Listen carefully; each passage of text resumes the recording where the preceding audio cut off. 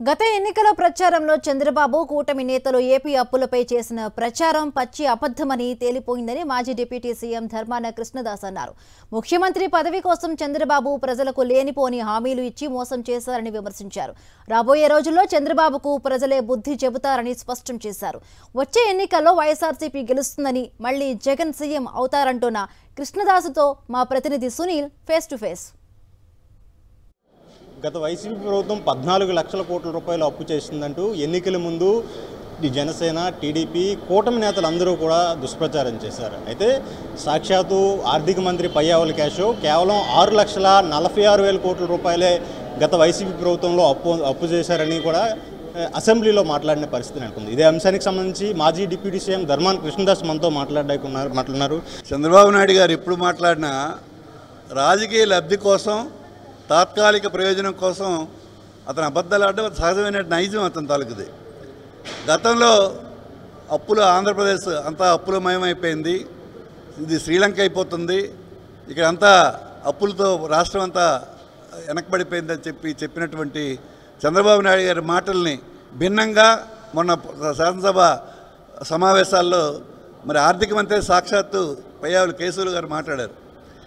ఏం జరిగింది, ఎంత అప్పు జరిగింది అన్నది. మరి ఆయన చెప్పిన దానికి ఈయన చెప్పిన దానికి ఎక్కడ అదే పార్టీకి సంబంధించినటువంటి ఆర్థిక మంత్రి ఆయన. మరి ఈయన చెప్పిన దానికి చంద్రబాబు చెప్పిన దానికి ఎక్కడ సారూప్యతే లేదు. ఇది సహజంగా వారికి ఉన్నటువంటి గుణంగా మేము అనుకుంటున్నాం.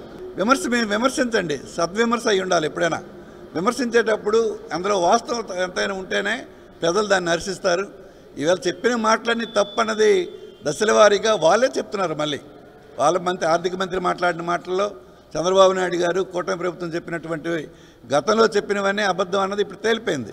మరి ఈవేళ ఆర్థికంగా ఎక్కడుంది, డబ్బులు ఎక్కడున్నాయి రాష్ట్రంలో అని చెప్తున్నారు కేశవ్ గారు.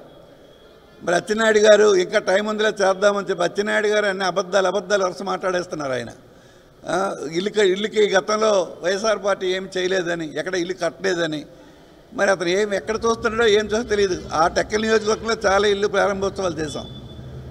గతంలో అనేక జిల్లాల్లో, అనేక ప్రాంతాల్లో ఇల్లు నిర్మాణాలు జరిగాయి, గృహప్రవేశాలు కూడా జరిగిపోయాయి. అయితే ఇవన్నీ మరి ఆయన అచ్చెన్నాయుడు గారికి కనిపించట్లేదేమో, ఇల్లు కట్టలేదు, వైఎస్ఆర్ పార్టీలో ఒక ఇల్లు కూడా కట్టలేదని చెప్తారు ఆయన. ఖచ్చితంగా భవిష్యత్తులో జగన్మోహన్ రెడ్డి నాయకత్వం ఖచ్చితంగా బలపడుతుంది. వైఎస్ఆర్ పార్టీ శ్రేణులు ప్రజలతో కలిసి ప్రజా సంక్షేమం కోసం నిరంతరం పోరాటం చేస్తుంది. ఒక బాధ్యత కలిగిన ప్రతిపక్షంగా బాధ్యతాయుతంగా వైఎస్ఆర్ పార్టీ ప్రజల తరఫున జగన్మోహన్ రెడ్డి నాయకత్వంలో పోరాడుతుంది. అయితే రాజకీయ లబ్ధి కోసం మరి వాళ్ళకి అబద్ధాలు ఆడి నమ్మించి పత్రికల ద్వారా, ఛానళ్ళ ద్వారా ప్రజలకి మోసగించారు. ఆ మోసం అంది ఇప్పుడు ప్రజలు కూడా గ్రహించారు కనుక భవిష్యత్తులో ఖచ్చితంగా వాళ్ళకి పనిష్మెంట్ తప్పదు.